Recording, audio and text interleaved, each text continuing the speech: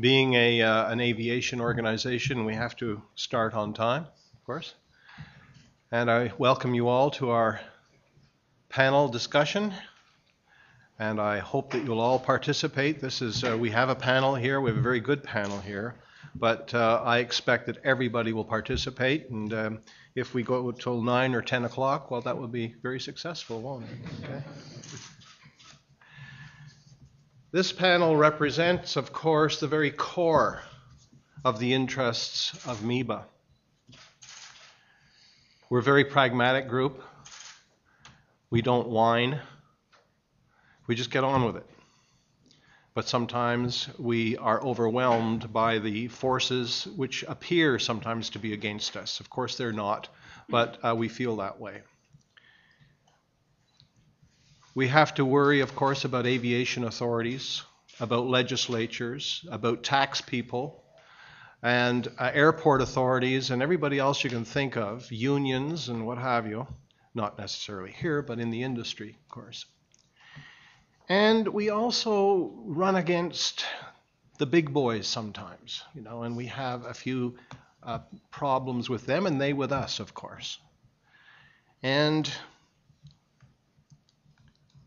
I'd like to ask our founding chairman, Ali Al-Naqbi, who made all of this possible, if he would give us his views as to how the big boys and us little guys can cooperate to more profitably gain the problem, or at least defeat the problems that we encounter. Ali, if you would do that, I'd be grateful. Press the green button, please, so you get recorded, okay, for posterity. Right, that's right. It's working or not, I'm not sure. Right. Okay, here we go, it's working now. That. Yeah. Well, we share with the commercial airline, with the big player, the same airspace. So we have to work together. No doubt about it. But as a business aviation, we do have to have our own process and our own procedure. However, we look at the big player and the big buddies as a complement of each other. We should complement their work, and they should also work with us very closely. However, in many areas, one of them, for example, if we look at the pilot in our industry can grow to a certain area, and then he will have to look for another career, basically if he wanted to fly a big aircraft. So the airline has a benefit from that to support the activities of business aviation by allowing us to start hiring, basically, and let us work together with the airline to hire those pilots, to give them the training and start flying with the small aircraft to certain area. And if that person wanted to move up to, let's say, a wider aircraft, wide-body aircraft, then that is open. We as a MEBAA can be a catalyst. We can work together with the airline, with IATA, in fact, between IATA and IBAC, which is MEBAA is a member of IBAC, to work that together so we can share that benefit without looking at us to compete with that airline aspect. There's more area than the pilot, but that's one of the example that I believe the airline should look at the business aviation from that perspective. Thank you, Ali. Now, what I think we should do is we should hear each of our panelists first, and then we will ask the audience to participate by asking them any questions you might have. And then we have some ancillary questions which we'll use to fill in any spare time if we have it. Right. So if you hold your questions until all the panel members have been heard. Our next speaker is Mr. Alberto Galassi of Piaggio Aero, and he's the CEO of that company, and he is going to give us a little talk about his aircraft and the aircraft in his sector. There's a general perception, rightly or wrongly, that the Middle East private aviation is dominated by the big business jets like the BBJs and the ACJs.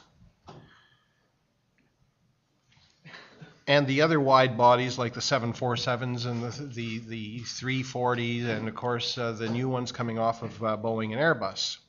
Under such situation, what is your opinion on the role and available space in the already crowded business aircraft market for the small-sized turboprop aircraft like the Piaggio P180 Avanti? How do I light this up? Just press the green button. Thank you. Okay, thank you. So, first of all, thank you for staying listening to us today and listening to me especially. I have to tell you that the question is very interesting because it's not only a question that should apply only to the UAE or to the Gulf. The market trend now is more for big planes than for medium and small. Also because in times of crisis, some people are less affected than others. You have to consider that the top of the pyramid is less affected than others, and some countries which are booming countries, emerging countries, they have rich and wealthy people or rich and wealthy corporations that are approaching and starting to fly with the private jets. So back to the Gulf is, I think, has the highest percentage of fantastic aircrafts like Gulfstreams or Falcon 7Xs or BBJs, which are extremely efficiently operated by my colleague of today here of Royal Jet. But again, you have to consider that when you start to think about entering into flying with a business plane, there's a space for everybody. You don't stop doing it. It's very simple. So some corporation, I'm seeing this in Europe and in the United States, they are taking decision of having planes that fits long range routes when they need the plane that fits the wrong range route, and to have smaller planes for smaller or shorter routes. So why moving a 737 or a BBJ, as way you call it, or a 7X if you have to make 1,000 nautical miles? What's the advantage of moving a machine that's costing you crazy amount of money for flight hour that is lasting one flight hour? So that there are machines or planes that are perfectly designed and conceived for the kind of routes that they have to do. If you have to do Abu Dhabi, London, Abu Dhabi, Frankfurt, Abu Dhabi, Geneva, you cannot do it with a P180 efficiently, for sure. But you have to do Abu Dhabi, Bahrain, Abu Dhabi, Qatar, Abu Dhabi, Riyadh, Abu Dhabi, even Beirut. Why you have to move if you're flying with 2, 3, 4, which is the average passenger capacity on a business jet? No matter if it's a Piaggio P180, that's not a turboprop, it's or something different. It's a plane by itself. It's a turboprop, but it flies like a jet at 41,000 feet at 400 knots.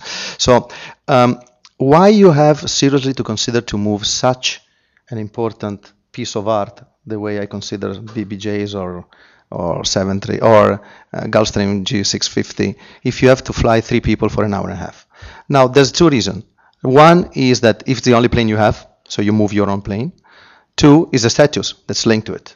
3, if you're a government, there's no answer. The government takes a decision of buying, if possibly, the best. But there's some trend of acknowledging that it makes a lot of sense sometimes to sit 3, 4 people in a smaller plane, not buying a business class aircraft, not a business class ticket. Don't spend overnight stay because you can come back in the evening. Work on the aircraft and fly efficiently at a fraction of the cost to get exactly the same advantages of flying private. I think this is coming also to the Gulf.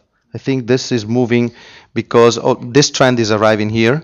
I think more and more people are evaluating the possibility of flying private, not chartering or purchasing such important assets like the planes I mentioned before. And this is the advantage I see in this emerging and extremely interesting country. I see that flying from here to Riyadh makes a lot of sense on a P180, makes a lot of sense on an equal size business jet, makes a little bit less sense unless there's a reason or a crowd or many passengers on board to move a BBJ or a 7X. Thank you very much. My next question is to Mr. Sean O'Hare, the CEO of Royal Jet. And I would like you to explain to us, sir, how do you see the market evolving for private jet operators in the Middle East, and how do you see the competitive landscape?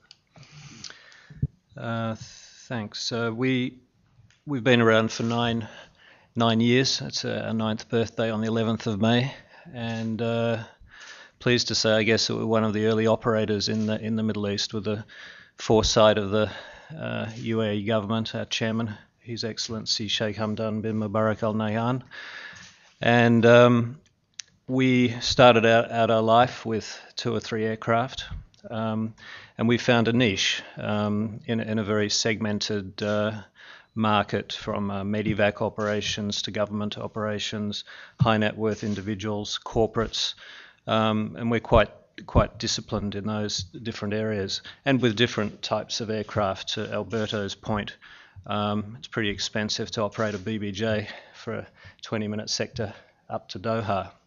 Although they're surprisingly, and to your point, we do have a 18-passenger BBJ, but that is our lowest utilised in the fleet. The BBJ is better served with a higher volume of customers. So having been here now, myself 5 years, Royal Jet 9 years, I can see now pre-recession, during the recession and post-recession. Pre-recession, anything was possible. There were many, we had a tsunami of competitors coming our way. I remember gingerly presenting the number of competitors and the number of aircraft that were planning to come into the market at that time. And we were preparing along those lines, and it was frightening. You know, some, I don't know, 50, 60 aircraft, about 10 new companies with very big plans. And at the same time, the market was maturing, so that there were a lot of new players, smaller players coming in anyway, both in Dubai and Abu Dhabi, and of course in Saudi were the main markets at the time. But we found that the global financial crisis stopped nearly all of that competition coming in. And that's been, our position has always been, we welcome competition, and we feel that we have spawned a catalyst for good healthy growth in the region. So during the crisis, not a lot of activity. Coming out of the crisis, we're now seeing an emergence, not just in the UAE, but in the Middle East generally, of a fewer number of strong players, some of them in the UAE, in Abu Dhabi, Dubai, Qatar. We're seeing the emergence of companies like Qatar Executive Aviation, Saudi Private Aviation, which are linked to well-capitalized airline groups, ourselves. And so we see, but what we have failed to see so far is the emergence of the very strong smaller aircraft players, if you like. There are some aircraft management companies that are utilizing managed aircraft for charter operations. But we're not seeing the emergence of that owned fleet of smaller aircraft, to your point, Alberto. So what we see in the next few years, say the next 5 years, is a continual emergence of the key players in probably 1 or 2 strong players in each country, say such as ourselves here. It's my friend over here, Dr. Periotti, Al Jaber Aviation perhaps, Qatar Executive, Saudi Private Aviation, maybe a few more. The smaller aircraft companies are yet to really come and make a big presence here, but we do expect some growth in that area because there is the need to move around. The airline system still cannot provide enough capacity at the right times to certain markets. The flexibility of going to different cities. And that's not necessarily the airline's fault. It's sometimes because of the bilateral issues between countries, like between Saudi Arabia, etc., quite restrictive on capacity and frequency. So there is a need for that high frequency operation and cheaper per hourly rate, somewhere between $3,500 to $4,500 per hour. I can also see globally, Royal Jet's a global operation. Last year we flew to 270 airports in 134 countries and about 3,500 flights. So we're a global operation. And for the larger aircraft, the larger aircraft category is more successful right now because there aren't as many large aircraft fleets around in the world. We're one of the biggest. There's a few in Europe, a few in the US, but not a lot. So we get the global demand for our aircraft. I can see an emergence of like-minded larger aircraft operators particularly, and the well-capitalized private jet operators, like some of the ones I mentioned before, perhaps looking at forming alliances, similar to the airline model, where we can provide a customer-driven service globally for our VIP guests, where we can't provide the capacity. We can utilize through some kind of alliance like-minded operators that can provide that capacity. But at the end of the day, it's driven by the customer demand, and that's what we're very focused on. And I think the good players are focused on what makes sense to the customer. Price is important, but I see too many operators that are focused just on price and not on necessarily on service. And frankly, those operators won't survive. There needs to be much better focus on delivering superb customer service across the board, whether it's through the FBO experience, the in-flight experience, the booking service, the ease of turnaround of quotations, etc., the speed to be able to mount a trip, bearing in mind that every private jet trip is bespoke. It has to be planned from the ground up. So that's a very complex task. And those operators that get that right, I think have a very good future. Thank you very much, Sean. I'm sure you'll have some reaction to your oversight. The next question is to Dr. Adnan Branbo, who is with Hadid International. The question is, we have noticed in the recent period the emergence of many flight support services companies in the region, which showcase the existence of a rising demand for the services of such companies. What added value do they provide to the business aviation?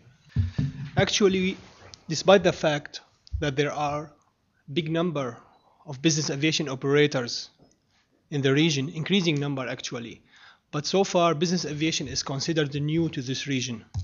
Not only in terms of aircraft, but in terms of the infrastructure available for business aviation operators and users. So with the lack of appropriate infrastructure and FBOs who understand the needs and the requirements of business aviation, it was needed in some airports in the region where there is only the ordinary normal airport that is used by commercial airlines. There was an environment, there was a gap that should be filled by someone who can supervise the services provided by the normal ground handler, the ground support service companies, the fueler, the caterer, besides the airport authority, to ensure that the services provided by the airport authority and by the ground support companies raise to the demands and to the needs, the level of customer service expected and required by the business aviation. Not only this, because of the nature of business aviation, usually they receive all their requests on a very short notice.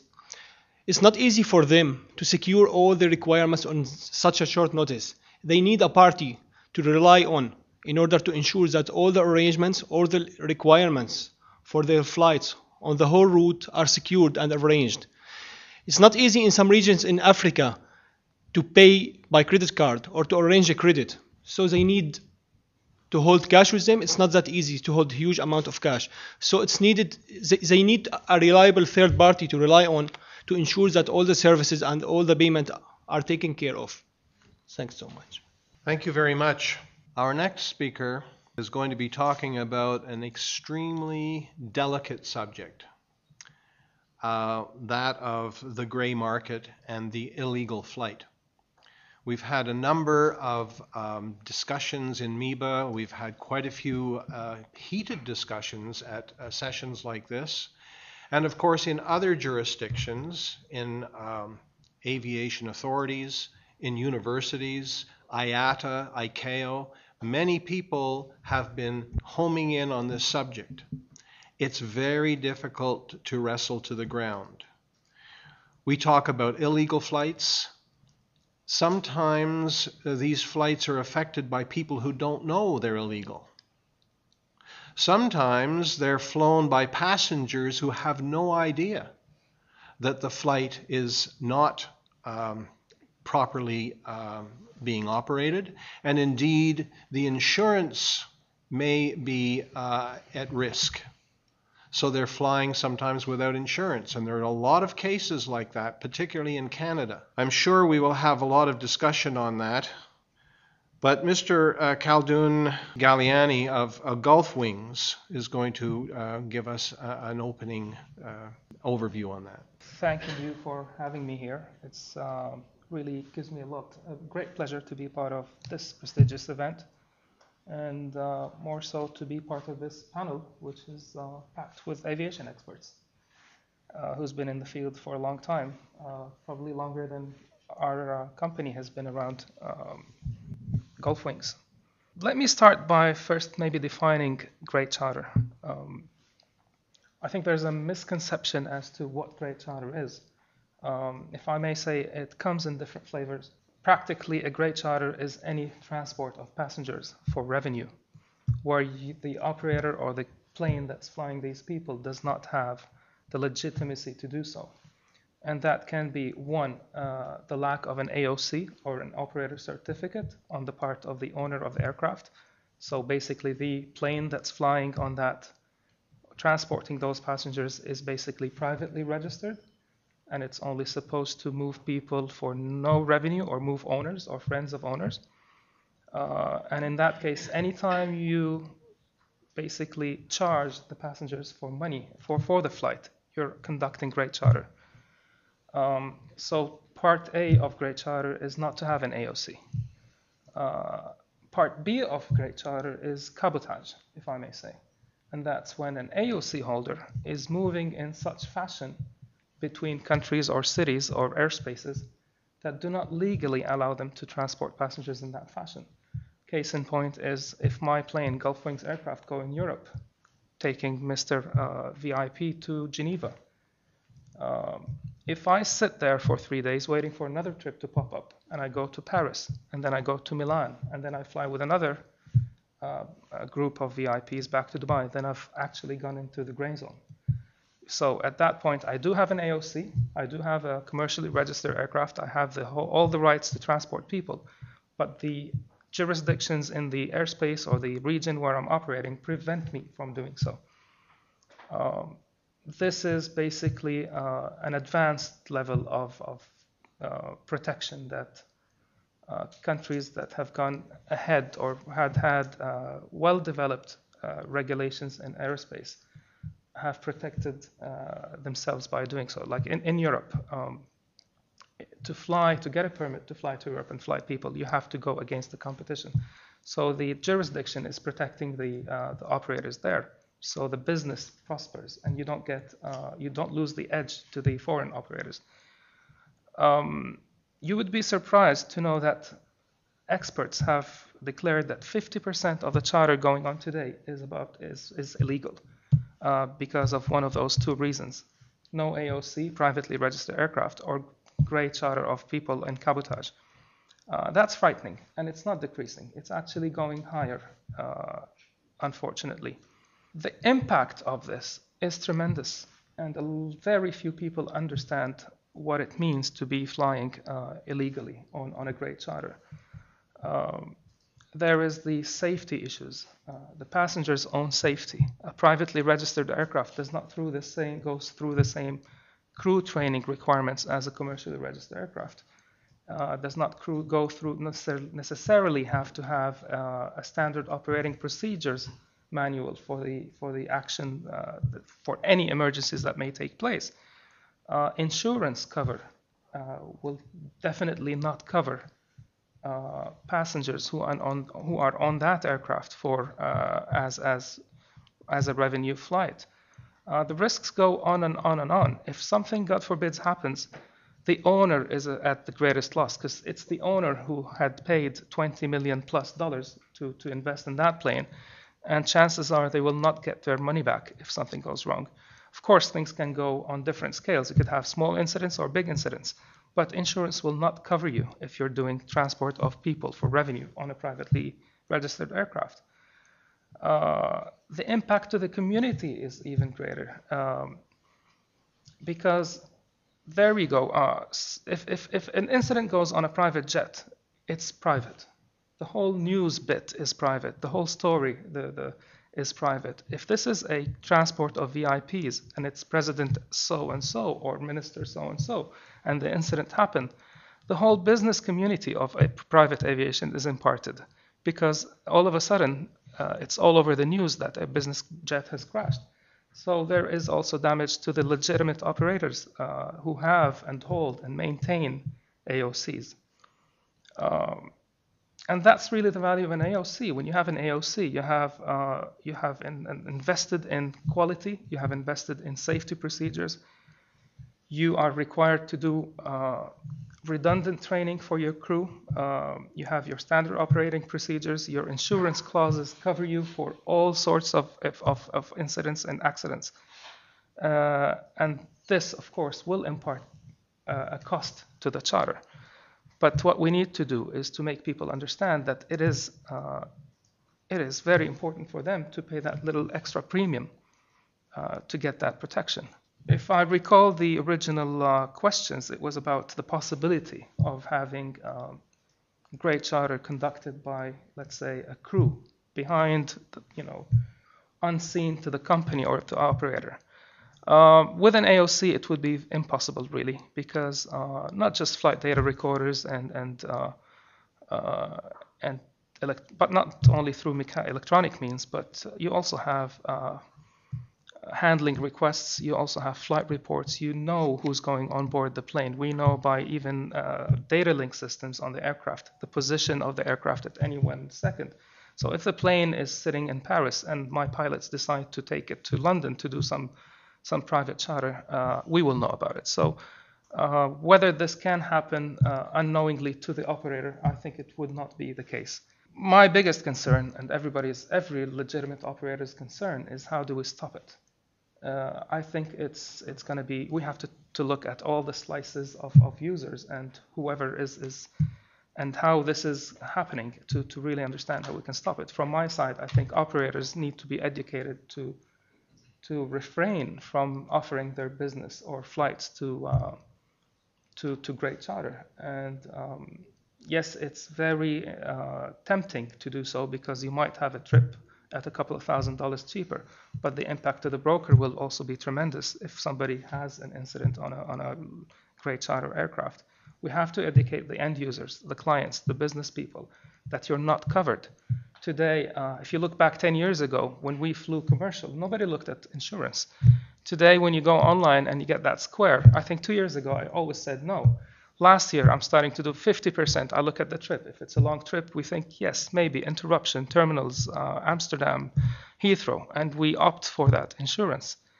More and more people are actually paying that extra $20, $30 to get covered for trip interruption, trip incidents through a third-party insurance. I think that same education can happen slowly with the business jet users. If they understand the consequences of an incident on a great charter trip, I think they will all opt to go away and move away and stick to the properly registered and maintained aircraft. That's really our thought around this issue. Thank you very much for the insightful coverage of the topic, but as I'm sure you will admit, there's so much to it. And I'm going to use my prerogative as the moderator to make a few comments, not necessarily on the speech, but on to augment what was said. it's a strange situation where when someone is breaking the law, they generally know it.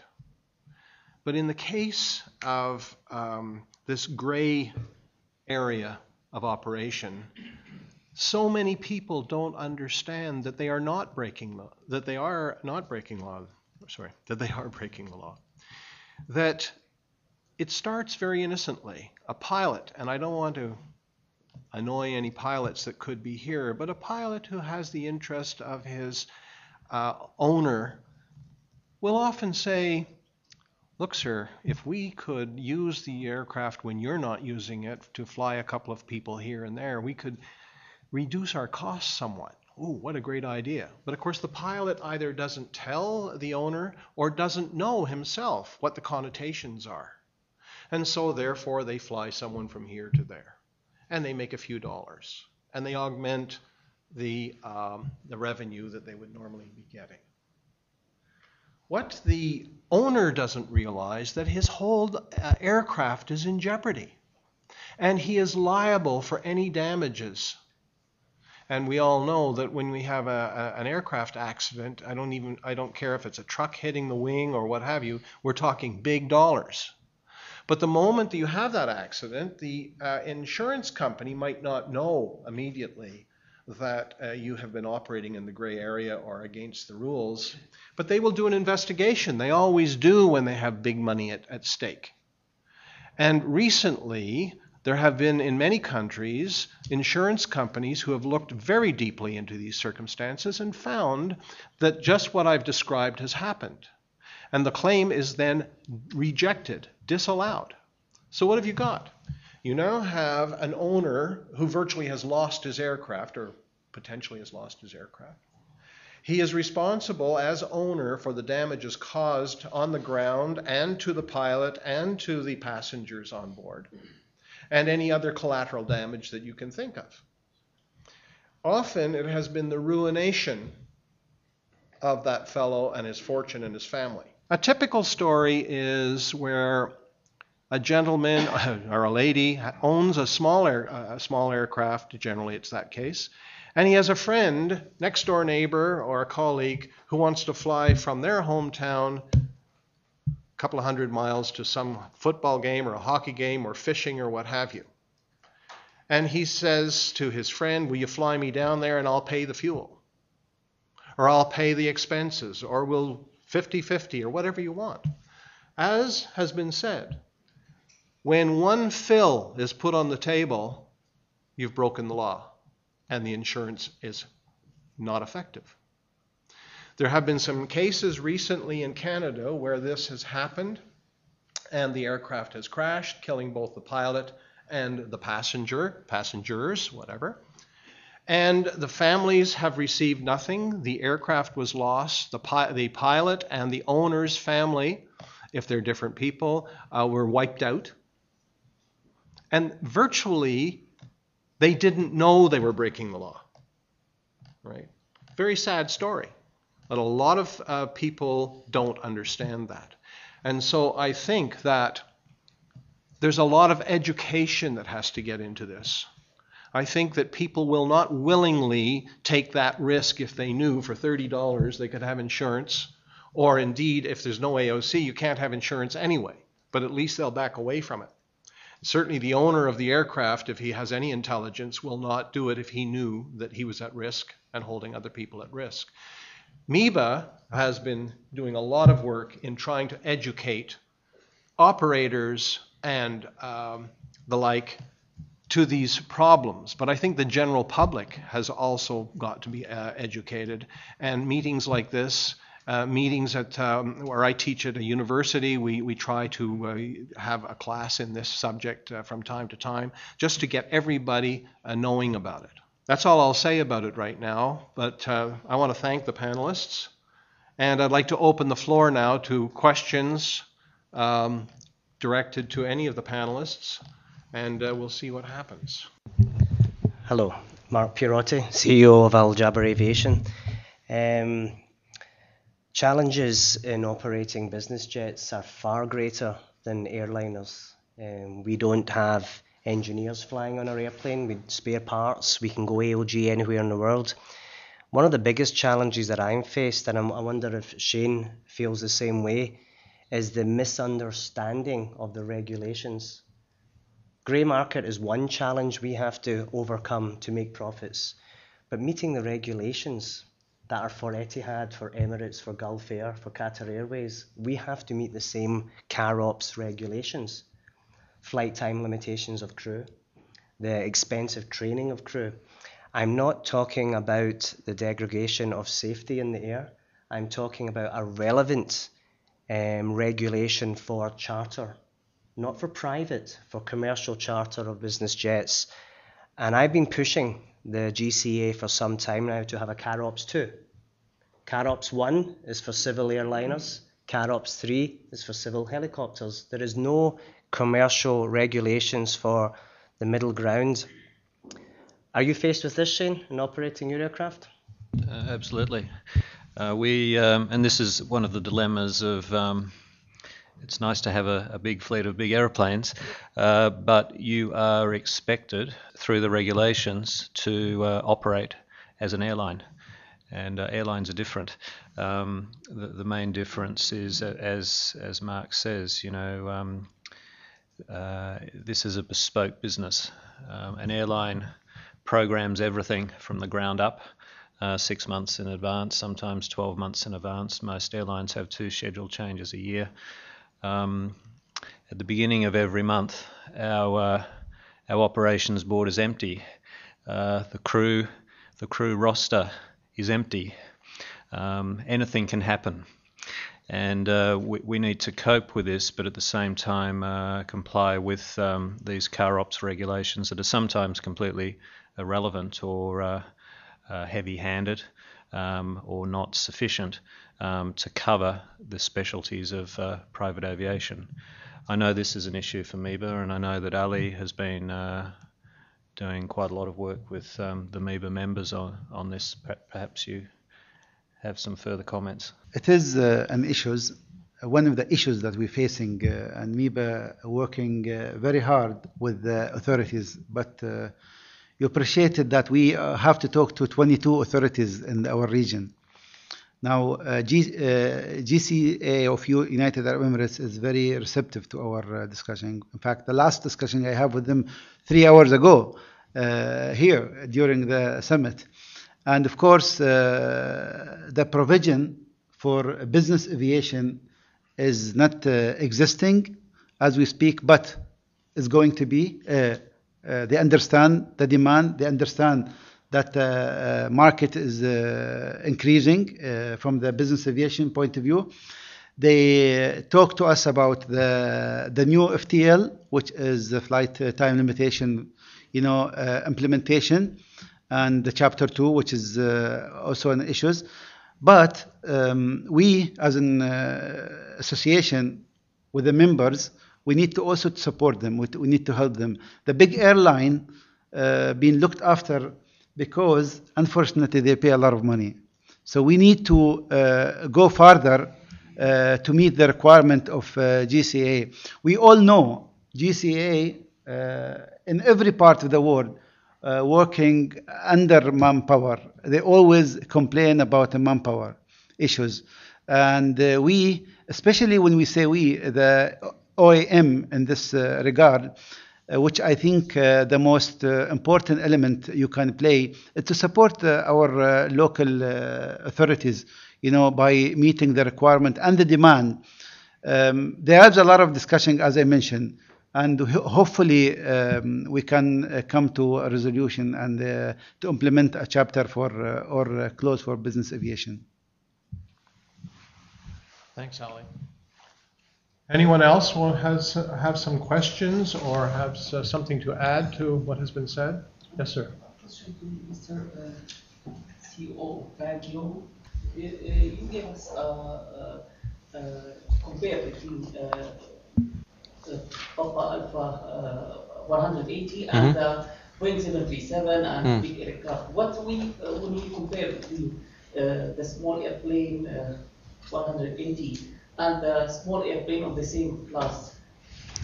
Okay, I don't like to make a promotion of or an advertise of the P180 because there's no competition. It's too easy. It's too easy, and it sells. I always say that it sells despite me. So, in one word, we fly at 41,000 feet. No other turboprop can even go close to that. So we are above everything else. We fly at 400 knots. No other turboprop fly at 400 knots. We can fly for 1,600 nautical miles. We can fit 7 passengers. Not for that long flight, of course, but they can stand in a stand-up cabin with a PSI of 9 to 1. And again, it's a cabin of the Falcon 50 or the Oker 1000, so it's a big, big cabin. And the real secret is that it's very efficient. We have 3 lifting surfaces, and nobody else has it. Having said that, you can compare the P180 with other jets. You cannot compare P180 with other turboprops. You can compare it with Citations. You can compare it with okay, sorry. I hope nobody from Oker Beach is here. I don't like the Premier at all. So I do not compare it with the Premier. I like to compare it with other aircrafts. So to be honest with you, our biggest competitor is the Premier, is the Citation. We never lost a sale with the King Air. Because King Air is a way of flying of the 60s. We are a way of flying of the year 2000. Stop about the advertising, the promotion. We did not agree about this question before.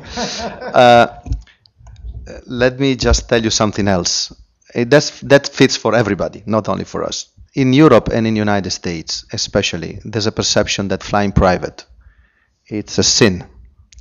Nowadays, we are saying like that we waste people that fly or businessmen that fly on the private jets. They're seeing the people that spend some money. They should show up. They show up. It's a very flashy way of living, and honestly, that doesn't help us at all. So I would like MEBAA in this part of the world, maybe it's not necessary, but NBAA, they were doing a very good job in the United States to change that perception. The perception that we're doing something wrong. The perception that we are wasting unnecessary amount of money. We are just making business feasible when it's not feasible. We're just bringing passengers or guests or businessmen. It's called business aviation for a reason. We don't know if it's good business or bad business, but it's called business aviation. We bring them for an efficient way of working. We help them to make 3 meetings in one day and fly back. We help them to prepare the meetings and to discuss during the flight. We make business feasible. We ease business to happen. And we are seen in the wrong way. Not in this part of the world, not in the emerging countries, but we are not 86% of people that fly on business jets are not Russian tycoons or supermodels or actors or movie star or rock stars, are just simply businessmen. Middle businessmen, not even top managers. Now, we've been ruined by the 3 geniuses, Chrysler, Ford, and I'm missing the last one. I think it was, give me the third one in Detroit. General Motors, that flew with the same day with 3 big planes for the same kind of meeting. The meeting was an easy one, asking only for $25 billion to evade bankruptcy. And they decided that clever way of going there was going from the same destination, Detroit, with 3 different jets, and not P180s, I can tell you that. That didn't help at all. That's where everything started. Now, I'm asking here all the associations, and there's nothing wrong, as I said before, flying with the triples, with the 7X, with the Gulfstream 650. I wish to fly with those planes. They are fantastic, but they are designed and conceived for long-range routes, and not definitely to go Detroit, Washington to ask for 25 billion. Not the same day, not all together, not for the same subject. So I hope it changes. Europe, full of taxation, it's killing us. Countries are seeing flying private as really flying private, not flying business, flying leisure. We have to change that perception. We have to change it in the States. We have to change it in Europe. I'm European. This company is owned by the government of Abu Dhabi and Tata. Tata is the biggest, probably Indian industrial conglomerate. So we're international. It's a small company owned by giants. But we have to think that we have to try to change that perception. Sorry if I took some time to say that. But I need the help of all the associations to bring back the attention of flying efficiently, flying for business, flying for benefit and profitability most of the times, and not flying just for fun or to waste money in front or to be flash in front of people that can't afford to fly private. Sorry, it was too long. Don't be sorry.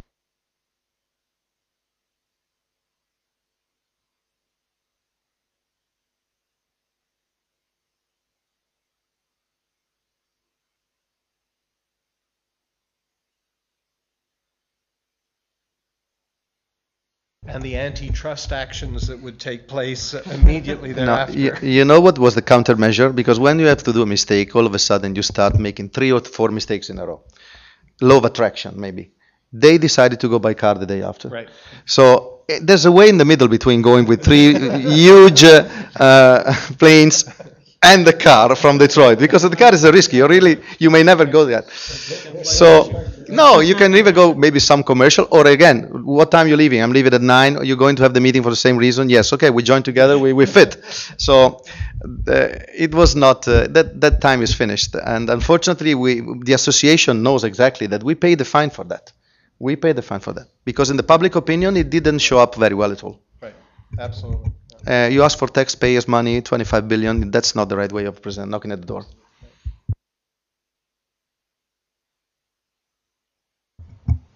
I'm Bob Wilkie. I'm with JSSI. Happened to live in Detroit, and I did see the newspaper headlines the day after. It was stunning, and I could not believe the stupidity of doing what those chief executives did. Now, Alan Mulally, who's was the head of or president of Boeing Commercial Airplanes, was the sole representative that did not ask for a dime, and Ford did not get any government assistance at that particular meeting. He was an innocent victim, and really the guy that saved Ford Motor Company. Ironically, General Motors and Chrysler did file bankruptcy, and Chrysler ultimately was saved by Fiat.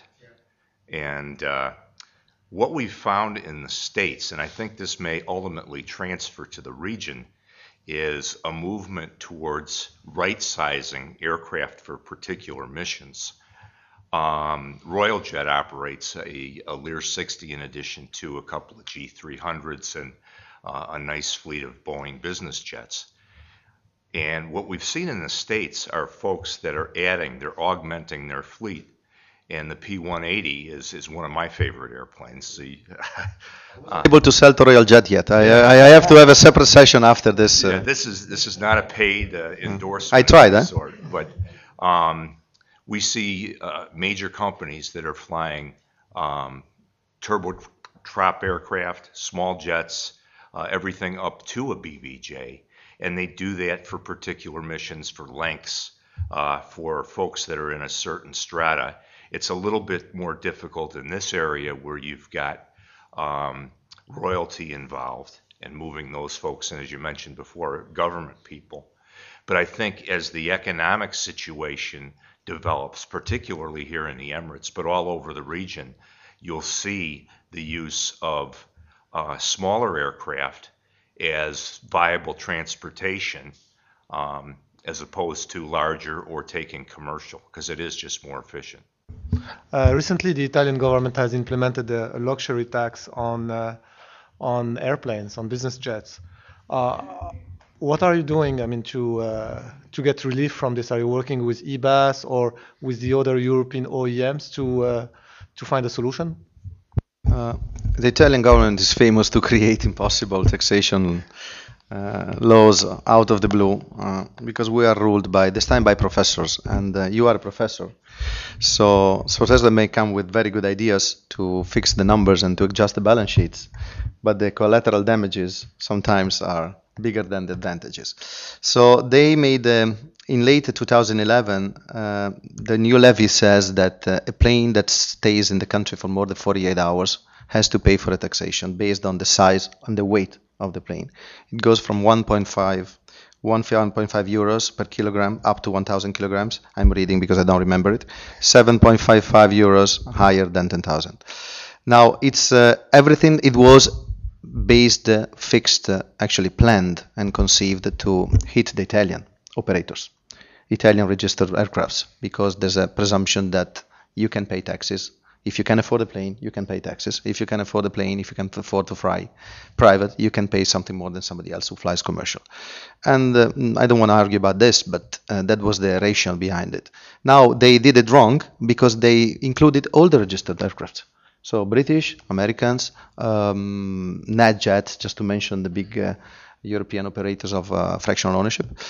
And that was all of a sudden a big damage for airports, for service centers, for catering, for everybody, because everybody was wondering, now, if I have to go to Italy and I have to stay in Italy more than 48 hours, what's going to cost me more than staying in Monaco, Nice or Munich or whatever?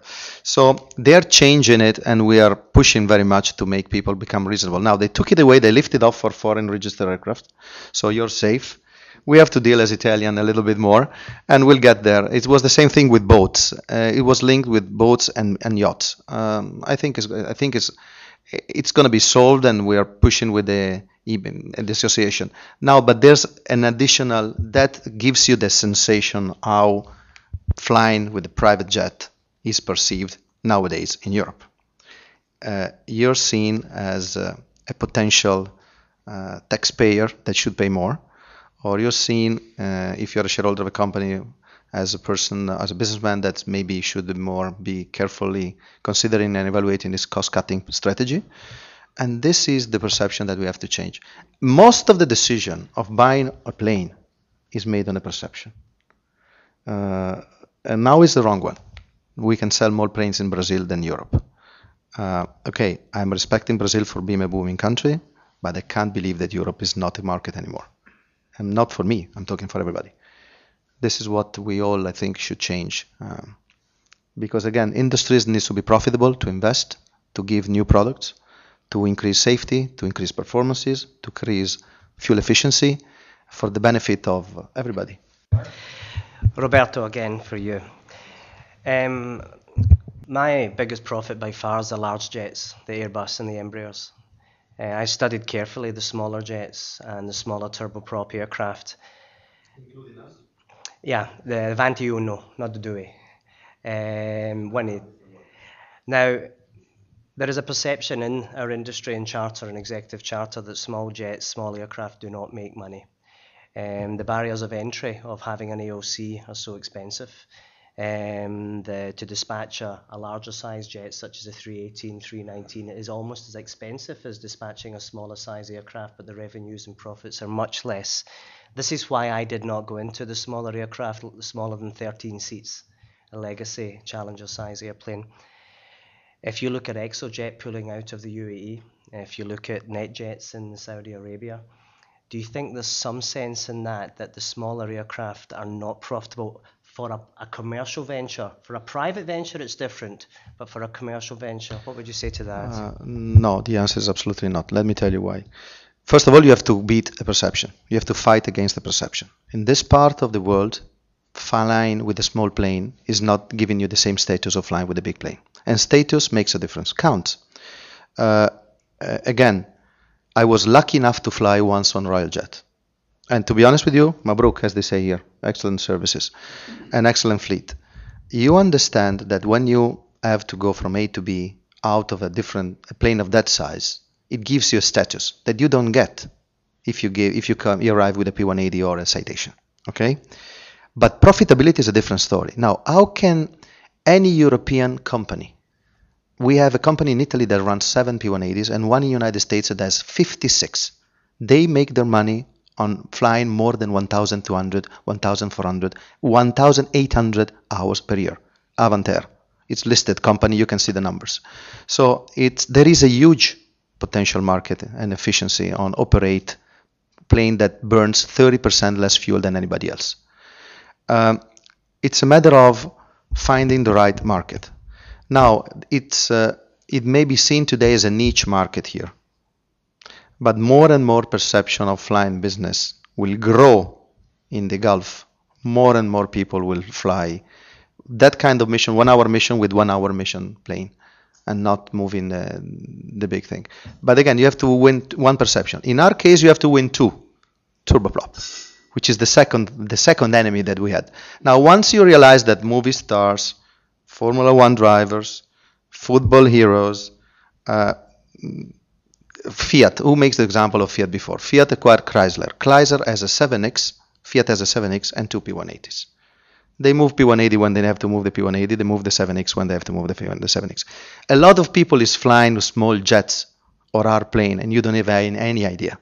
Because maybe they like the low profile, maybe they like not to appear, maybe they like the style or the design, the Italian taste of it. So I don't want to talk only about us. Let's talk about also the competition. I see for both of us and the competition, a future. Just you have to review your numbers. And by the way, you need to see the Avanti 2 because the Avanti 1 is replaced by far better plane. Why is no one doing it in the UAE? Sorry? Why is no one doing it in the GCC? Well, it's not true. We have 2 planes in the UAE, in Abu Dhabi. For charter? Not to be honest, they are used by government use. The charter market. Because I wasn't able to sell to Royal Jet. That's my fault. That's the only reason. You'll have to try harder, Alberto. I have to come. I have to ask Sheikh Hamdan. To be honest with you, the reason is very simple. The UAE national, if I may, and I know this country since 1999, and again, I'm proud of having this country as a shareholder. The UAE national wants to fly with a jet, wants to fly with a big plane. It's a matter of mentality. It's a matter of time. Our clients are not UAE nationals. Our clients are Shell, BP, Halliburton, Doha, Bahrain, Baghdad, Basra. We'll fly every plane. 7, 8, 9, Yes, 10. yeah. Okay, that's the reason. We have 7 seats. Yeah. But So, again, Do you think I'm there's very a- surprised. Do you think there's a market for it? Huge. Why is it not happening? I think, and we face the same problem. The G300s in our fleet and the Lear 60. The 60 is the wrong plane. Sorry, far less profitable than the BBJs. Same issue. What I think, a few reasons. Grey market. A lot of the smaller fleets are owned by aircraft management companies as well, so that they can. It's a pricing issue in the market, and I think, and I'm surprised that Exojet have not given it more of a go. I do think there is a market, but I think it's part of the maturing of this market. It's currently quite fragmented in the crowded, smaller aircraft part of the business.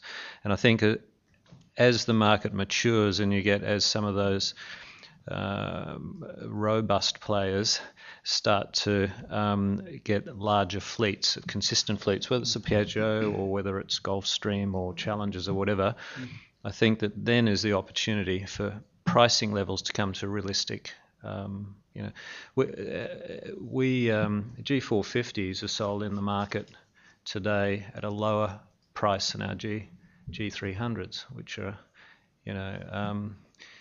and so it's a very difficult, crowded market. But I think that problem will dissipate over time. But it does require some persistence and investment from either ourselves or yourselves or other companies to get good fleet, good service, good pricing levels. Don, if you allowed me, I'd like to comment here a little bit from the association point of view and how do we see the market. The market has not been actually tested with a small size aircraft, with a piston jet, with the piston or even turboprop, which is yet to be. So that's what we're saying. The business aviation, when it started in the Middle East, it started with the wide-body aircraft. It started by the government, president of the government, and then went down after the oil, discover and so on and so forth. So it started that and that size and stayed from that side. It's never been tested with a small small jet or even piston. So and I think that's why when we talk about the market here, we said the business aviation market, it's really just started, because one segment is missing. And I support what Piaggio just saying, to be honest. It's very important to learn that there is a market but has not been tested, in a such way. A lot of reason why the market has not been tested as well. We don't have the proper infrastructure. The infrastructure in the Middle East is not ready to take that small size of aircraft. We could land in a big airport where all the equipment is available, but we don't have a lot of business airport dedicated, for business jet. We don't have. We have one. If we have one, That's the only one where you operate from. But that's the only. So this is there's a lot. We need to test the market. I am of the idea that is market need to be tested. I'd agree. So this is my point, and I put this to Pilatus actually, and I'll put it to Piaggio too. Let us test the market. Give us an airplane. Yeah, you need a plane with 2 engines. You know that, huh? Put those 2 UAE Piaggios on my AOC, and let's test the market. Done. There's a guy sitting there that's on holiday so far. He's our sales and marketing guy, so now he starts to work from today. Because that's Ali's dead. Ali's right.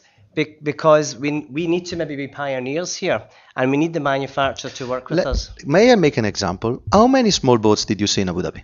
Small boats? Yeah. How many boats, 10 meters, 12 meters, 15 meters, 20 meters, 24, 26 meters you saw in Abu Dhabi? Compared to how many 70, 50, 75, 100 meters boats you see in Abu Dhabi? Now, again, in Italy we started swimming, then we went to pedal boat, then we went to 1 single engine boat, and then we went to up to maybe that size, that's average in the Med, which is 20 meters, 22. In the Gulf, they start from 70 meters, and then when the culture, it's true, we're not the same. They started with it's called it was called not Railjet. What was the name before? Emiri Flight. What was Emiri Flight? Emiri Flight, right? So that's the way it started. They started wide body. They started because they needed to go to London, they needed to go to Washington, they needed to go to Geneva, they needed to go to the location they needed to go. Now, I think you've just got big boat envy. I have the best. I have best boat tender. The best by far. Little plane syndrome. Yeah. So I think that is the same thing. In a matter of years, you will see more and more mid-sized jets in the Gulf. Yeah. It's just a matter of enlarging the size of the base of the plane. Throw that challenge to Piaggio. You have 2 aircraft in the city already. Put them on my AOC free of charge, and let's test the market. Can I pay for fuel as well? I will charter it. I will charter it. Full cost, full DOC. Grey market though, eh? Only grey market. Huh? So I agree with you. But take the plunge. Now, there is one thing. The general he was going to fly back with a cargo aircraft. He was going to stay with you for the rest of the week. Give one to Shane and give one to me. He's if I may, spoiled by the rest of the best Olympic life. if I may add to that, I was disregarding the fact that Mark just stole my line. I had it down. I said, what you need to do, Alberto, is get 2 Piaggios on the market. My points were put them on an AOC, get them blocked. No, I'm serious. It's already 4. I'd throw a Ferrari in free as well for me. Monte Carlo. That's the easy part. At the end, you benefit the government of Abu Dhabi. It's not me, eh? I think they need to be branded. An operator, one entity needs to be branded with having this fleet available. If you have it scattered all over the market, it's going to be difficult. And I think they would need to be, get those planes on AOCs, get them block permits for the region so they can move quickly, dispatch quickly. You don't have to wait for 4 hours to permits to Saudi. Get some sponsors involved. Fix their catering structures. Have A, B, or C. You can't go VIP catering. Just pick a package. I think it'll pick up. I can tell you which right there. We start. What are you doing with them just now, Roberto, those 2 airplanes? What are you doing with those 2 airplanes just now? It's operated by the government. I see them at Bateen quite a lot. I hear them over my house. Are they being used commercially?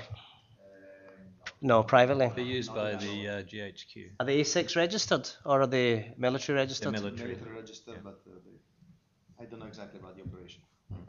I know if they're moving it to you or was some rumors. Not yet, not really. Some discussion.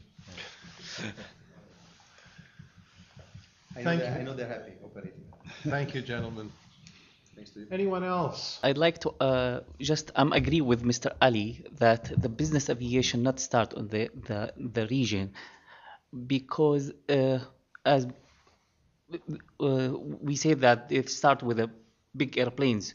So, but to test the Piaggio 180 on this region, we need to study the mentality of the Arabian people and Arabian businessmen, because maybe you should just make the airplane a little bit bigger, because the people like to carry a lot of bags. The Arabian people. Easy. Just it's just a matter of few years and $400 million investment, and we're there. We've been studying this for a long time. So, no, every time you touch 1 inch of the wing is a new plane. So it's easy.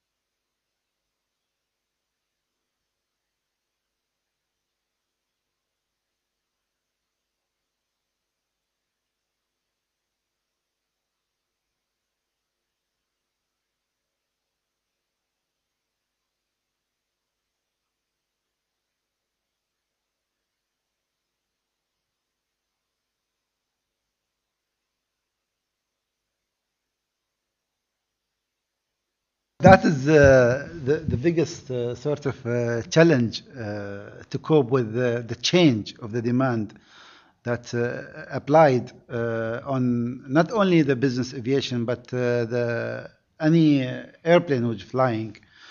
And I agree with you, there's always a change of rule and regulation. However, we've seen in the last 2 days, yesterday and today in the summit, that AOM will not let aircraft fly unsafe. It's good to have a regulation. Of course, the body who regulates the process of flying, the way you're flying, the procedures, it's important to have. But I'm sure the manufacturer, the OEM of engine and airframe will not let go without making sure, and I'm sure we have a couple of them here that they can comment. Steve, both of you can comment on this. You will not release any aircraft without having looking at all the parameters, including airports, including the air navigation, ATC. What do you think, Steve? Maybe we can involve you in this here. So my name is Steve Taylor, and I'm the president of Boeing Business Jets. And so I'll start by saying thank you for all the kind comments about our product today. But Ollie's exactly right. When a safety issue comes along, we have a responsibility to go address whatever that concern was. And the unfortunate reality is too many of our ADs are really a response to an accident that happened. And I think all of us would agree that if there's some way to prevent the possibility of an accident, that whatever that cost is, it certainly is a minor price to pay to prevent that accident from ever happening again. One of the things that, as a manufacturer, that we really look at every time one of these comes, you have to really study the cost benefit and the risk of, how quickly does this have to be implemented? You may remember there was an accident with a 737 years ago with a pressurization problem. And we have made some significant redesigns to the airplane, and it did result in an AD. But in that case, we recognized that the risk of the repeat of those circumstances was really rather small. And so we actually came up with an agreement with the FAA and other regulatory agencies to allow a 5-year compliance time. And that speaks to your point of there has to be sort of an economic cost-benefit analysis to each one of these. So I think that's why you see, some ADs are emergency ADs with a very short compliance time, where others we've really tried to minimize the impact of the customers and come up with a better way to fold it in. It's an unfortunate reality that there's a lot of unknowns in this business, and when you find them out, you have to go back and fix them. I don't know if that speaks to the question, but. Yeah, I think it does, but I don't think anyone would quarrel with what anyone has said with respect to that point. I guess I didn't make myself clear, but there was 2 things that bothered me.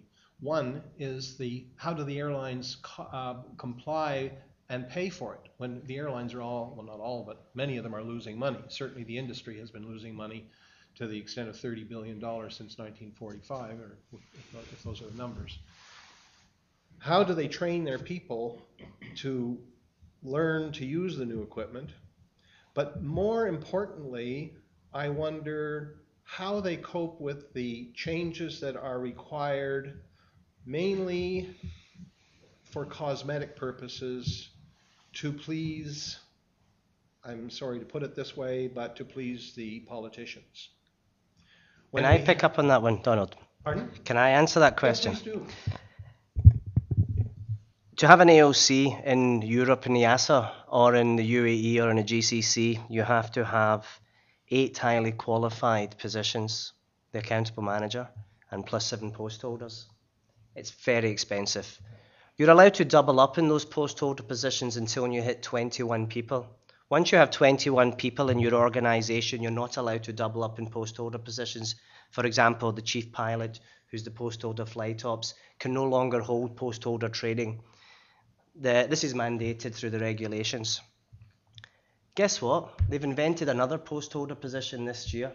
They're making us have another expensive professional to have a commercial AOC. When things are difficult, when we're struggling to make money, when we're cutting salaries, we're letting staff go, they mandate, and they call it the CAMO, continued airworthiness post holder. For 30 years, the CAMO's been taken care of by the maintenance post holder. That's my background, engineering. So I understand this, but this imposition on us of continually, and this is where I'm reading your question, something like the cockpit door that cost us $300,000 per airplane, I understand. Is it relevant for our industry to have a lockable cockpit door? They made us do it. They're now making us put video cameras so the captain, who must be sitting in his seat, can see who's at the door of that locked cockpit door. Can he turn round and look through a spy hole? That's not allowed. He's not allowed to look round. Another $300,000. Does it make the flight safer? Not really. Does it make it more secure? Not really, but we have to do it or our airplanes are grounded. So these continual cosmetic requests that aren't relevant are taking 100,000, which is 1 or 2 of my long-range flights profit per month out of my revenues, and then to hit us with another one, to have another post holder, or the other regulation is to have a security person who must meet a certain nationality, is killing us. So I'm answering your question, and I'm saying as an operator, please let us try and make a living. Yes, we will be safe. We promise you, as an accountable manager, I go to jail if I'm not safe. Hold me accountable, but don't regulate me with cosmetic regulations. And I'm afraid it's happening. It's happening all the time with silly regulations. And this is back to my original question that CAROPS 2 needs to come soon.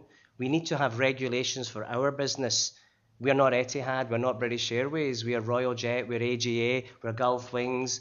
We are the good, respectable operators that have to be sensible and have to make profits. The AD questions are maybe a different question. If the AD comes out of a failure or an accident, then we should do that AD. But the cockpit door came out of an AD. Does every BBJ now get produced with a lockable flight deck door? Yeah, it became mandated.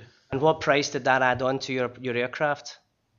Well, I guess I would actually argue it probably didn't add cost because we made it standard across all of the 37 line, and It would cost us more to do it differently. Was the retrofit expensive?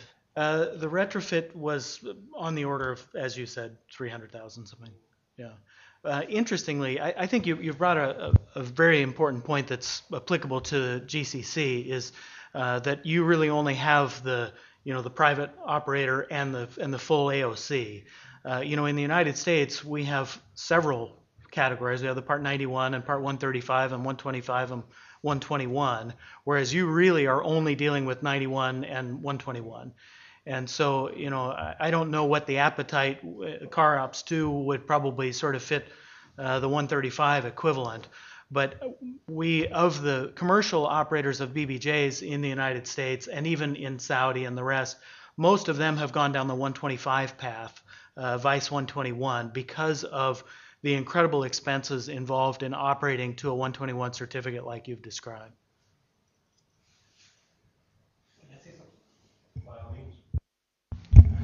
I think something should be done on the ICAO level. The Chicago Convention was agreed on almost 70 years ago. This convention need to be revised. The SARPs, the Standards and Recommended Practices, they should be more obligatory over the governments. The governments, for a global business like aviation, the governments should stop thinking from their own perspective only. They should more listen. Can you convince them? For this reason, there is a need for a new convention. They will agree by themselves.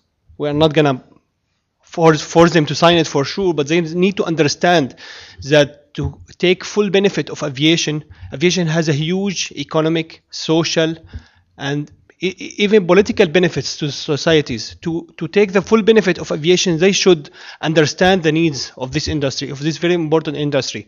Let's, for example, take the EU ETS, the Emissions Trading Scheme. The European Union have regulated this very important issue from their own single perspective. They didn't listen to any other country all over the world. They were ready to go into a trade war just to enforce their will. For example, for the business aviation, they didn't at all think about the business aviation. It's very complicated, very difficult for the business aviation to comply with the EU ETS. It's very heavy from the administrative perspective for them to comply. Moreover, one of the main benefits of business aviation is the privacy that it gives to the operators, to the users of business aviation. When flying, in order to comply with the EU ETS, so many forms, so many information need to be given. And these are going to disclose a lot of information about the people who are flying the business jets, where they are going. So, and most of this information are disclosed to the public. So competitors can have a lot of information about other companies. And finally, business aviation, corporate jets, people who are flying corporate jets, they are not considered commercial operation according to the EU ETS regulation. So they are not entitled for the carbon offsets. So it was very single-minded regulation. Thank you very much. I assure you.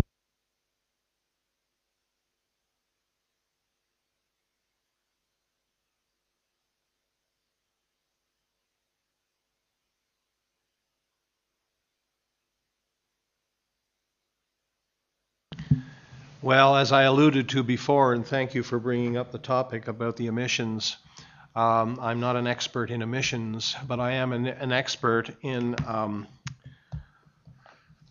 selling votes or buying votes. The EU or anyone who passes these laws do so at the request, I think, of the public. They want to see the emissions come down. Whether they do come down or not doesn't matter. The perception, again, that they come down is what is important, and the politicians have to do it. The joker of it is that the politicians don't at the same time legislate against motorcycles and other vehicles that go through the streets at 3 o'clock in the morning, because these people vote, and therefore they're not going to legislate. A comment with respect to the Chicago Convention, because I understand what you're saying. The problem is that the Chicago Convention is very difficult to amend.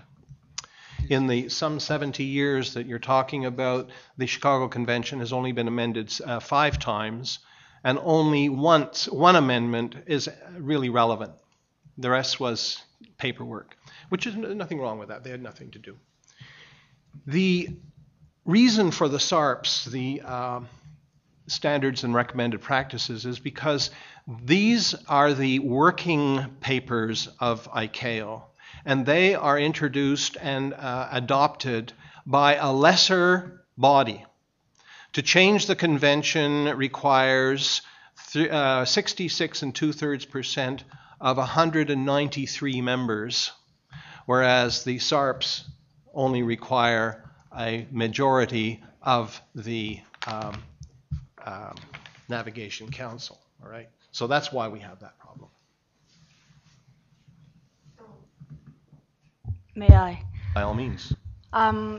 Just to add to what you were saying, and I'm not an advocate of ETS, so please, I'm not here representing the EU. I'm an aviation lawyer.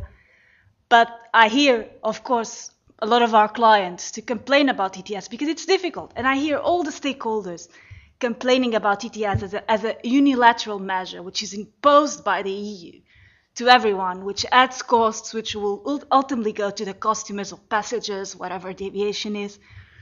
Anyway, what I was going to say is that we need to foresee what are the arguments that EU is using and is going to continue to use till someone actually finds an answer to those arguments, so that we don't keep on listening to the same arguments all and over again.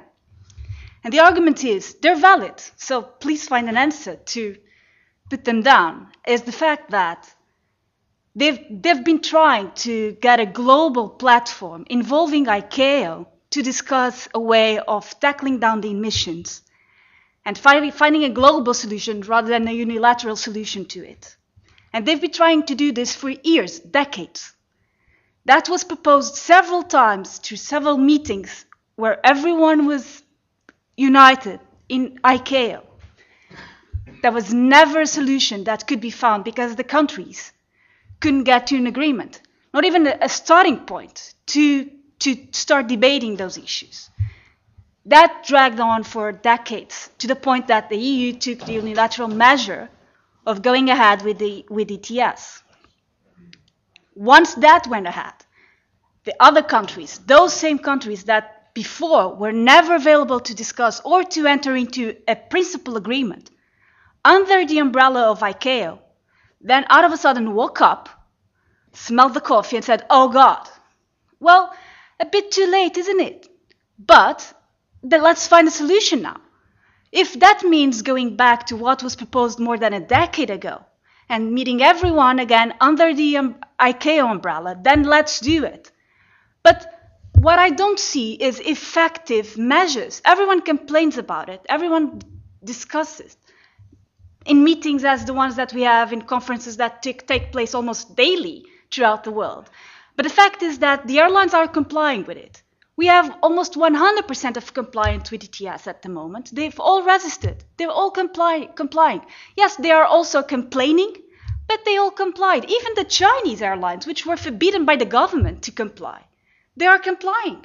So let's be a little bit more pragmatic and see what can we in fact do to tackle the problem which exists.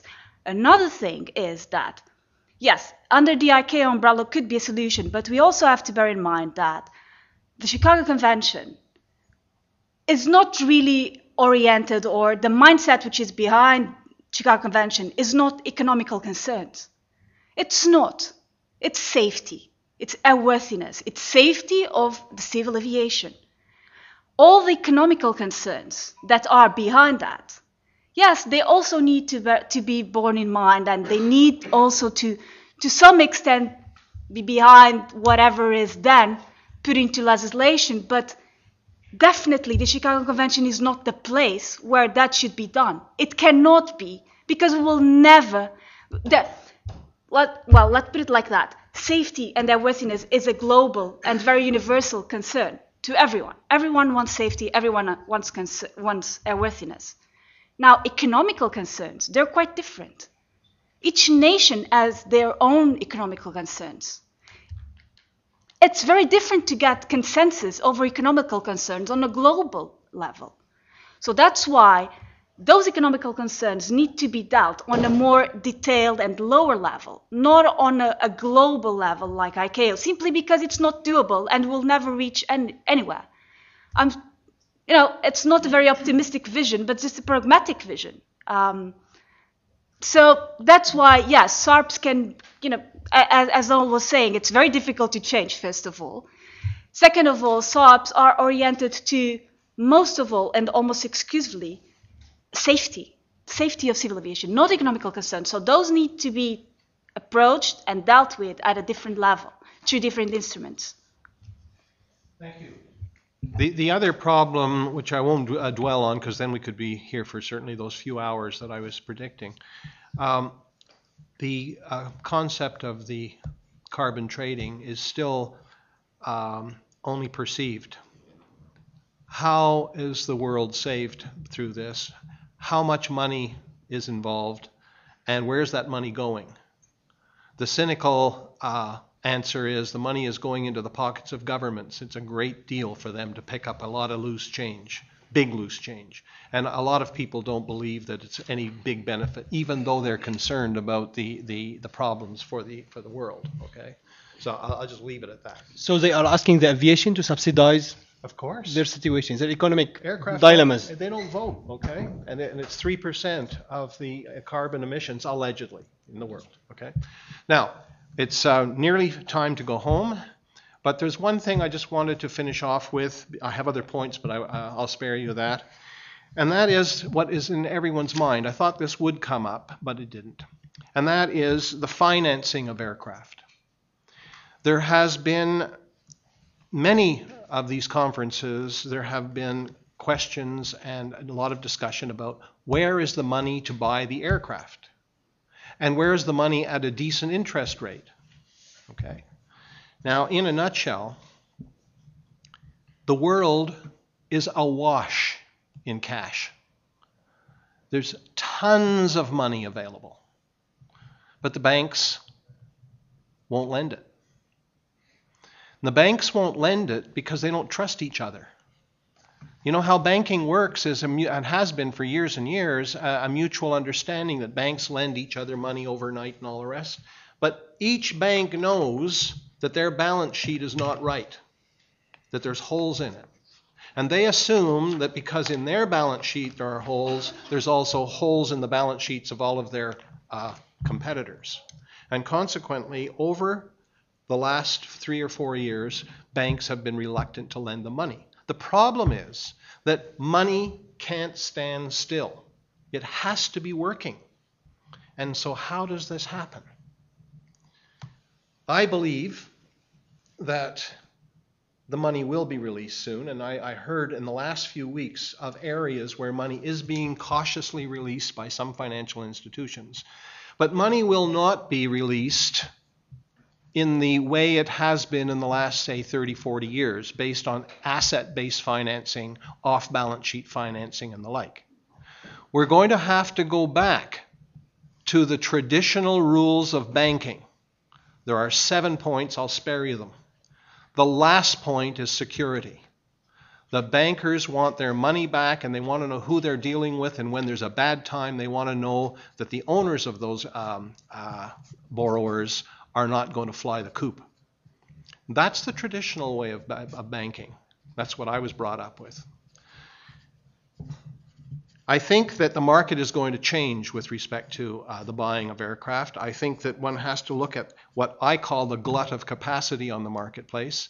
People are buying aircraft and the business isn't there for them, or they create the business by reducing the tickets to no profit. I think that has to end. And the banks are going to insist on that when they finally get their act together. Now, there may be some comments on that, and I'd be very happy to hear them. But that's all I have to say on the subject. It really is an opener for another discussion.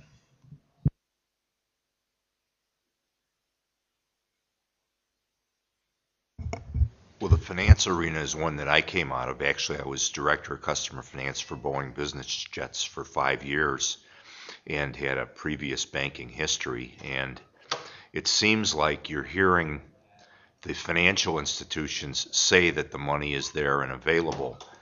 And perhaps it is, but definitely not in the way that it had been if you go back, pre-2000, or September 2008.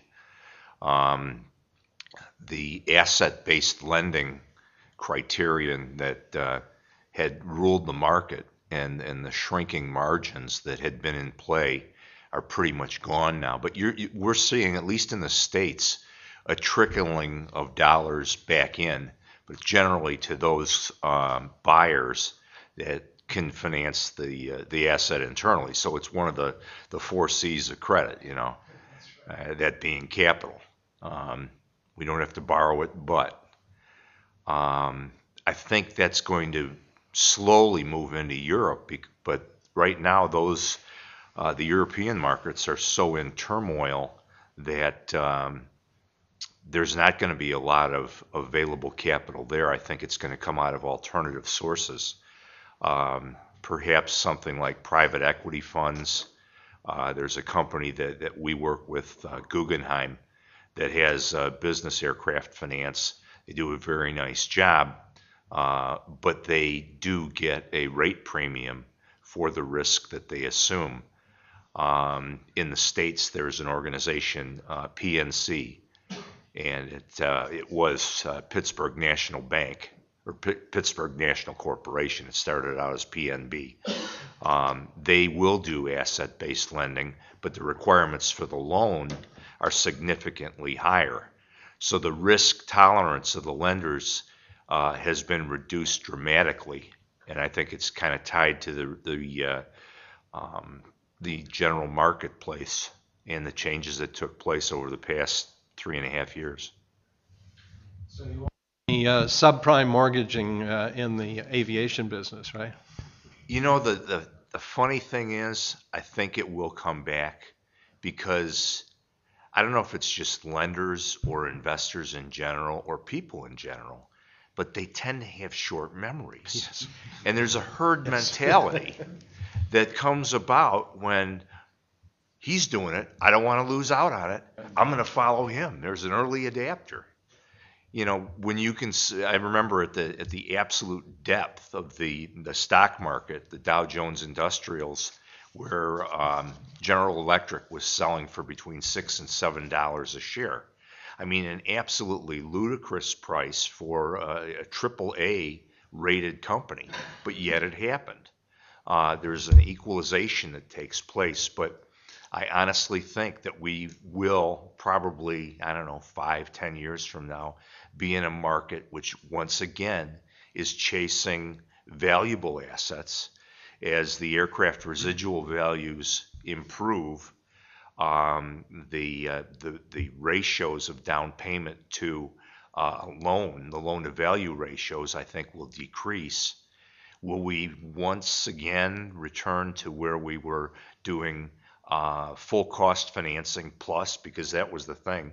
We'll buy the aircraft and we'll finance your interior refurbishment. No, by the way, we'll buy you a tow tractor and a fuel truck. And That's right. Here's some working capital too if you need it. Oh, no. But it's just a real interesting paradigm, and I think it's going to return, but slowly. And a lot of that is assuming that there is not a big drop in the currency situation in Europe. If the euro were to basically come apart, I mean, that's a systemic problem that would shock the world. So it's kind of a wait and see attitude. Better prepare the world, because that's what's going to happen, I'm afraid. I would agree. Your points are well taken, and thank you very much for that. Yes, sir. My name is Renaud Cloître. I'm the Director of Sales of Dassault Falcon for the Middle East. And I want to thank Alberto for quoting the Falcon 7X. It's indeed a good aircraft. Sorry? European flagship for sure. Yeah, could be that. And I would like indeed to, well, I've noted a couple of comments before, and to be a little more positive for you, Alberto, I've seen that indeed there is a demand for now smaller aircraft for private owners. And I know some BBJs and ACJs owner in the region that are looking to have smaller aircraft for the flexibility of doing those flights that you were talking about. And I guess that you would not be obliged to get the free aircraft before selling some. But we've got some demands also for, so we'll be competing maybe. And I believe that there is a market regulation on that. I mean, the price, the oil price is high, so the environment concerned is also fed by this oil price, which means that those new generation of aircraft, whether turboprops or jets, are attractive for the market because of the operating costs that you can save, and also the taxes when you fly to Europe. I believe that also the market offers very attractive prices for second-hand aircraft. And with all this attractivity to these new aircraft or recent aircraft on the market, I believe that there is, and we can see now from the beginning of this year, that there is a lot of demand. So it's indeed a pity that the only blocking point now is finance. And we are operating and all dealing in a territory where there is famous for the fact that there is some money. And it's also a pity to see that when you want to sell your aircraft and the client wants to finance it, he still has to go through those players that you mentioned, like American banks or European banks. And those banks don't know the environment of the region. So I guess that's maybe something for Ali to work on. Another topic. I know you have nothing. It's another one for you, Ali. No, but it could be something interesting for MEBAA to work on. Let's say, we know that there are Saudi banks. There are GE Capital Mubadala over here also. That I would like to hear about these finance issues. But I mean, how can we somehow push the local or just create some activity with local banks like Saudi banks or UAE banks to be conscious of the potential that they have? I mean, when you talk about aircraft that are above 10 million or 20 million US, the risk is very low to get a problem during the finance of these aircraft. And also, for example, a Saudi bank with a Hotel Zulu registered aircraft, I guess, would not have so many problems to repossess it. So I believe that it's something that we should develop, let's say, in-house in the Middle East and work if we have solution. And I think the fact of GE Capital Mubadala is, I guess, the whole idea that when they develop it. Yeah, I think yes, that's part of the GE Mubadala joint venture, and that's part of the mandate. And I know that you know Mathieu Chavreau very well, who heads the initiative, and he's been working very hard at trying to get aircraft finance in the region. Other than that, I think that's a very deep topic that should be addressed in a separate forum. Yeah. Here's a question for you.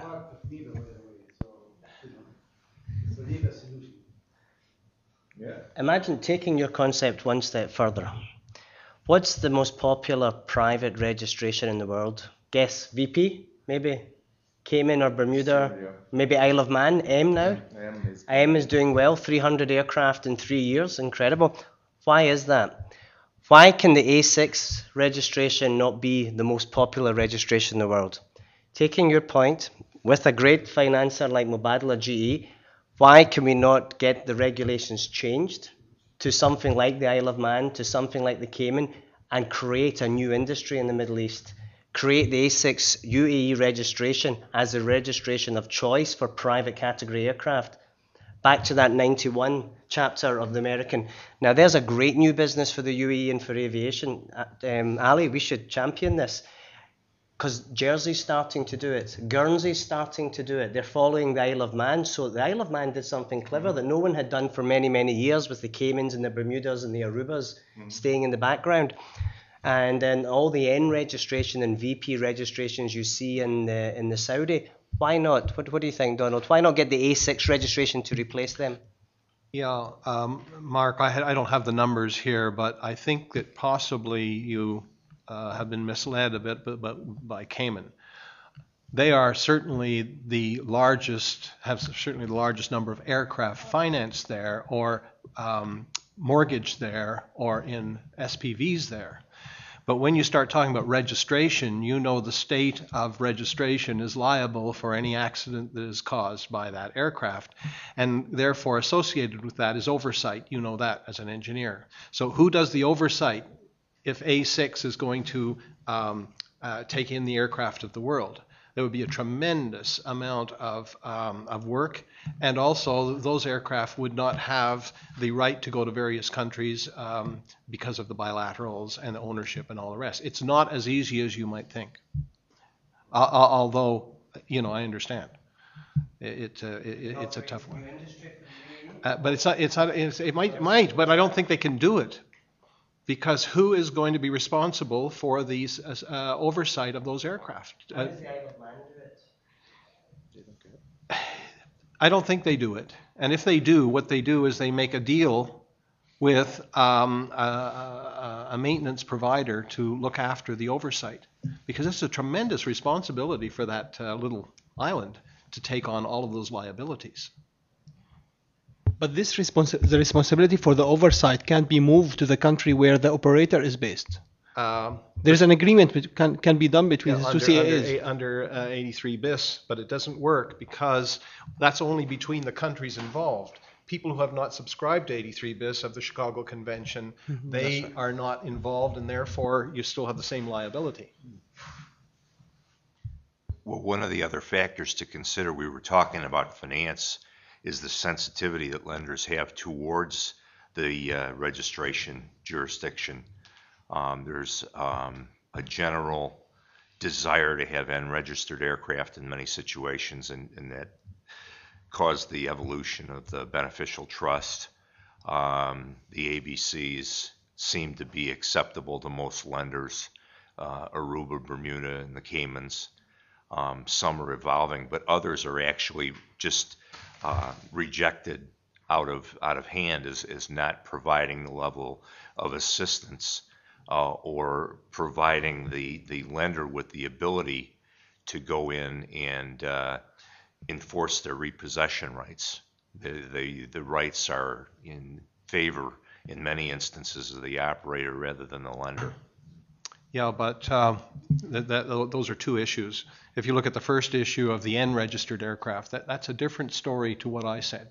And that is because the FAA has licensed so many shops around the world, and you know the issue with that. And so therefore the oversight is available for FAA approved shops to do the work. And that's a wonderful thing for the N-registered aircraft. There are problems with it, but it can be done. The other problem is if it's registered A6, how do you put that on your Canadian registry? On your Canadian AOC? No, not possible. With Irish registrations, there's a lot of Irish registered aircraft on foreign carriers. Try to do it in Canada or Australia or where have you. It won't happen. Can't happen.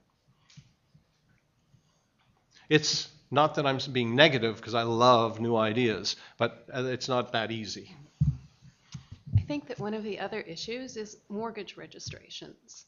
Because in this jurisdiction, mortgages over movable property are not recognized.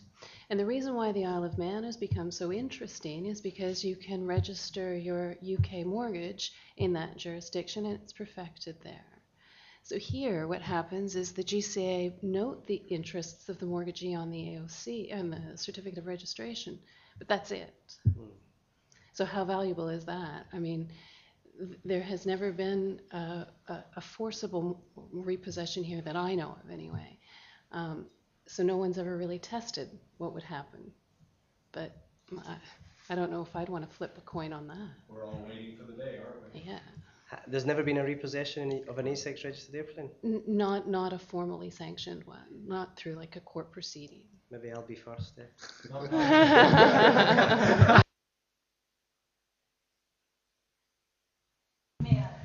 Just by all means, yeah. one thing. There was one, and it went surprisingly well for the claimant.